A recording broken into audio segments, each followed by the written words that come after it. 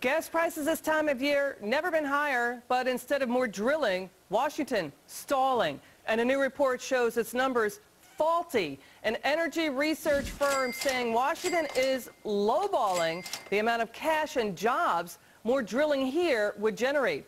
Daniel Kish is with that firm. Daniel, can you give us some ballpark numbers that you're talking about what drilling here in the United States would add to the U.S. economy in terms of tax revenues and revenues overall? You bet, Liz. I mean, I think most people are familiar with what's going on in North Dakota, down in Texas and Louisiana, around the country where we're producing it on private lands. Meanwhile, government lands are lying fallow. 96% of them basically are untouched. And what it could mean is an extra in excess of $450 billion a year in GDP growth. And in terms of revenue to the government, about 20 times as much as the government is talking, as the administration's talking about in terms of increased energy taxes. Here we put people to work, we generate the new energy here at home, all we need to do is have the government step out of the way for a change and let people go to work. So what you're saying is, instead of drill, baby, drill, the White House too often and the administration is talking about draw, baby, draw down from the SPR. But hey, you're saying that we've got, for example, the Bakken Shale, basically that reservoir is 2 times the size of the country of Wales. Now, when you're talking $450 billion bucks, what does that encompass? Is it just drilling, or does it encompass all sorts of jobs and GDP growth? Tell me what's in there. Right. The beauty of this study that was done by one of the foremost macroeconomic projectors, Joe Mason at Wharton and LSU, shows that the best jobs that are created actually are not just those in the fields, in the oil fields out there, but also high-tech jobs, jobs in medical fields, in fields where high specialization and high education type jobs, because it spreads the wealth throughout the country.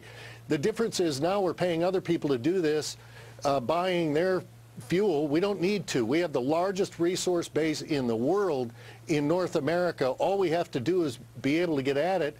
The Bakken, the reason it's happening is because it's happening on non-federal government lands. On the government lands next door, nothing's happening. Yeah, I hear what you're saying, Dan. I mean, California was basically built off of the gold rush, a big boom there.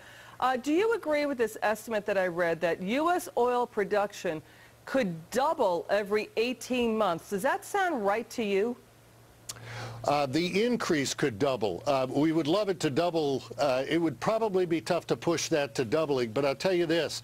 Last year, on the private lands, again, distinguishing between what the government's doing in the private lands, the increase in domestic production of oil in the United States was the highest it had been since the first oil well was drilled in 1859 in Pennsylvania. Same thing for natural gas. We are loaded with energy now. We don't have to worry about these scarcity arguments anymore. The real issue is, are we going to let our people go to work, produce the jobs, produce the wealth, produce all the great things that would make this country great, and maybe even getting back to manufacturing things as a result of low-priced energy, and it would help. You just hit the nail on the head about manufacturing, which has been in a weak state in this country. I mean, yes, Saudi America, that's a joke that's being talked about. It's being talked about that America could surpass Russia in terms of being a natural gas producer by 2015. What do we got to do to get there?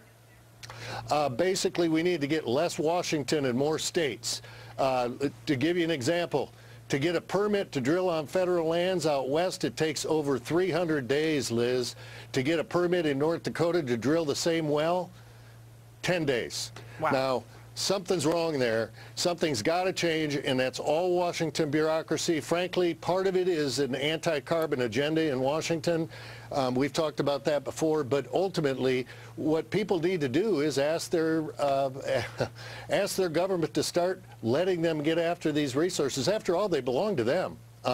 This would reduce their taxes and their gas prices at the same time. Interesting information. Daniel Kish, it's always great to be with you, sir, with the Institute for Energy Research. You're the Senior Vice President there. A pleasure to be with you. Thank you so much for a terrific interview. Thank you, Liz. Really great stuff. Thank you. Next up, Governor Chris Christie talking about birthday